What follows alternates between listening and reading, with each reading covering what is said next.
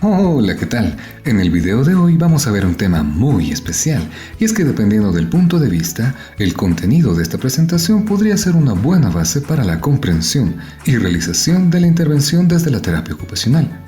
Así que sin más preámbulo, te presento el entrenamiento en las diferentes esferas del ser humano desde la terapia ocupacional. Comenzamos. E iniciamos con una pregunta muy importante. ¿Por qué? ¿Por qué entrenamiento en terapia ocupacional?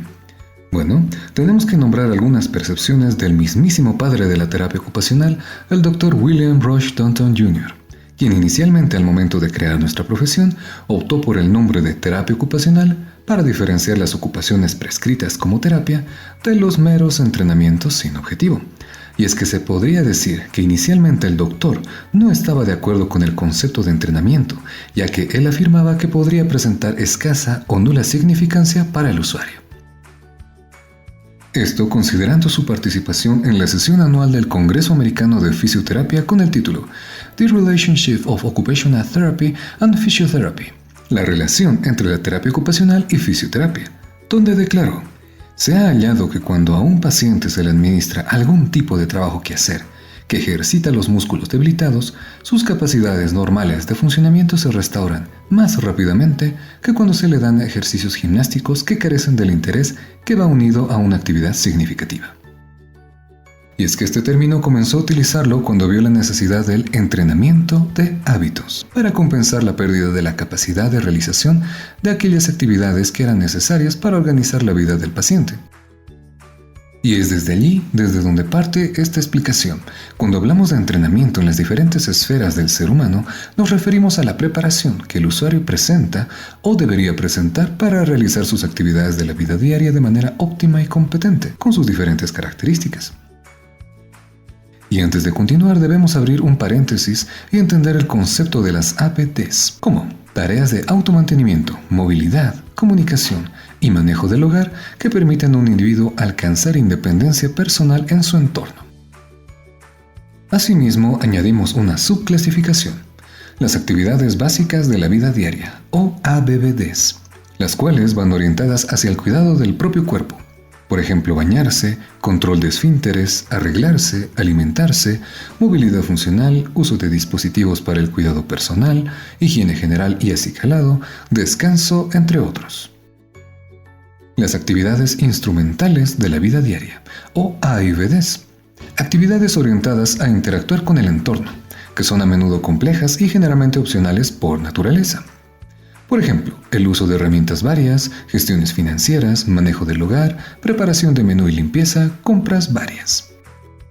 Las actividades avanzadas de la vida diaria, o AABDs, se incluyen las actividades productivas de ocio y tiempo libre, actividades más complejas que realiza el ser humano y que facilitan el desarrollo personal y la integración social. ¿Y por qué tomamos en cuenta este entendimiento? Porque como comentamos antes, si bien el Dr. William Rush Thornton Jr. no estaba de acuerdo con el entrenamiento sin significado, sí consideraba muy importante el entrenamiento significativo en las diferentes ABDs, en las cuales el usuario puede presentar dificultades en su realización por diferentes factores, ya sea en la esfera física, psicológica, social y/o espiritual.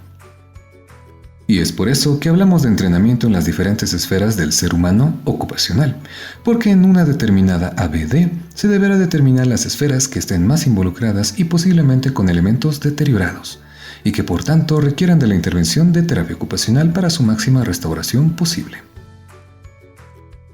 Considerando la esfera física, podemos tomar en cuenta los aspectos que subyacen en ella, es decir, los diferentes estudios, entendimientos y evidencias que se pueden encontrar en términos del cuerpo humano.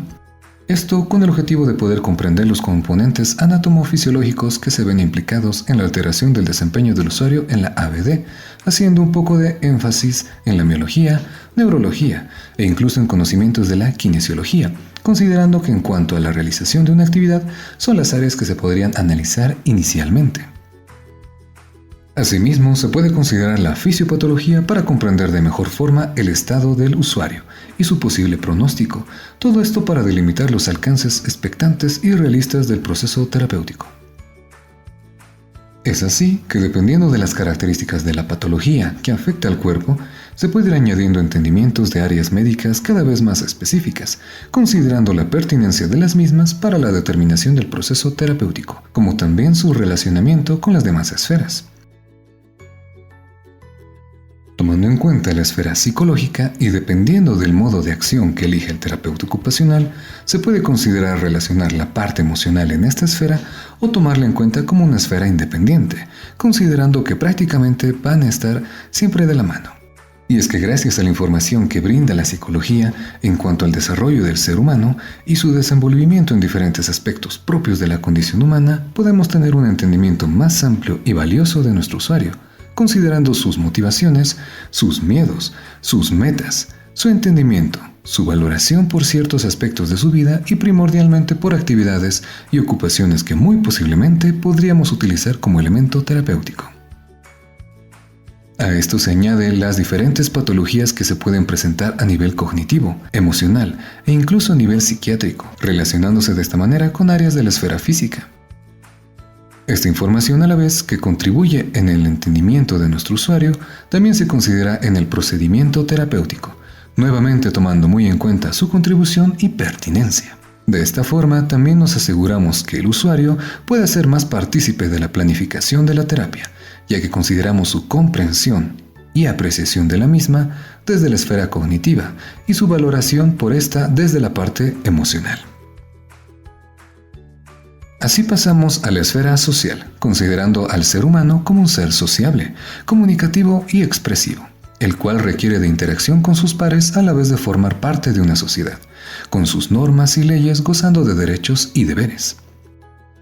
Es a través de la comprensión de esta esfera que podemos abarcar los temas asociados a las AABDs, actividades avanzadas de la vida diaria, al pertenecer a determinados grupos de personas, contribuir a su sociedad con sus diferentes roles, así como la capacidad de adaptación y apropiación de los hábitos y costumbres propios del contexto en el que se desenvuelve y desarrolla.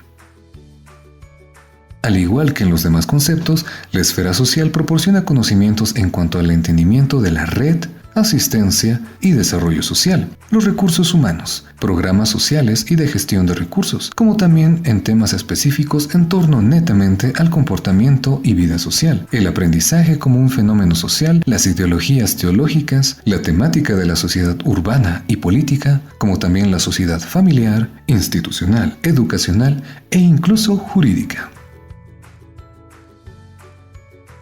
Y así llegamos a la esfera espiritual. Aunque muchas veces se tiende a considerar más la parte objetiva y tangible en el ser humano, cuando se toma en cuenta las partes subjetivas, intrínsecas e intangibles, se puede llegar a tener una mejor comprensión y conocimiento, incluso un mejor autoentendimiento si consideramos la parte espiritual en cuenta propia.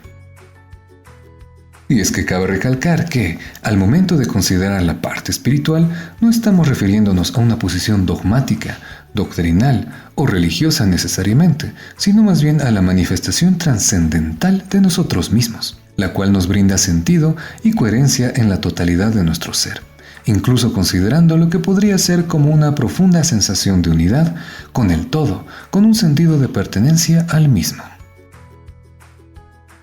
La esfera espiritual del ser humano está estrechamente ligada con la esfera psicológica, emocional y social. Esto debido a que inicialmente podríamos considerar ciertos elementos como sus ideales, la ética, los principios, las actitudes de la persona, sus sentimientos y emociones, además de la capacidad de entendimiento y aceptación respecto a sí misma, el sentido de su ser y su condición humana, teniendo muy en cuenta el valor y el significado que puede llegar a manifestar hacia sí misma. También consideramos su relación con la esfera física, toda vez que el estado de ánimo ligado al autoentendimiento y aceptación de sí misma como parte de algo superior llega a tener bastantes beneficios tanto a nivel endocrino, neurológico y funcional en sí, contribuyendo en la mantención de la homeostasis, como también a lidiar con patologías de diferente índole y grados de afectación. Es por estos motivos que al momento de evaluar, planificar, realizar el tratamiento y el seguimiento de las diferentes actividades que realice nuestro usuario en su día a día, es importante considerar las esferas que estén más involucradas en conjunción con los diferentes elementos que se presentan en ellas mismas, sin dejar de lado su interrelación con las demás esferas, Esto con el objetivo de comprender su funcionalidad y el grado de desempeño que presenta al realizar una actividad, a la vez de poder comprender el porqué de la superación, detención o retroceso en el grado de competencia que presenta el usuario en la realización de la misma. Y bueno, eso es todo en cuanto a esta pequeña explicación respecto al entrenamiento en las diferentes esferas del ser humano. La información para la realización de este video fue recabada de Revista TOG, volumen 11, número 19, de mayo del 2014. William Rush Taunton Jr., aportaciones e influencia en la génesis de la terapia ocupacional como profesión. Marco de trabajo para la práctica de terapia ocupacional, dominio y proceso, adaptación del documento original al español. Actividades de la vida diaria, de Moruno y Romero, edición del 2006. Fisiología humana, un enfoque integrado, de Silverthorne, cuarta edición. Introducción a la psicología, de Linda L. Davidoff, ediciones McGraw-Hill, tercera edición. Introducción a la sociología, de Diego Grimaldi, número 5 del 2006. Y finalmente de la revista TOG, volumen 11, número 20, de noviembre del 2014. Espiritualidad en la práctica de terapia ocupacional, interfaces en el campo de la ocupación humana. Abajo en la descripción te dejo los links para que puedas encontrarlos. Y eso es todo por el momento. Espero que la información haya sido de tu interés y que tomes en cuenta los aspectos que se trató en este video. El objetivo, como siempre, es brindarte las mejores herramientas para que en su momento puedas dar la mejor atención posible a tus usuarios. Conmigo será hasta otra oportunidad. Cuídate mucho. Bye.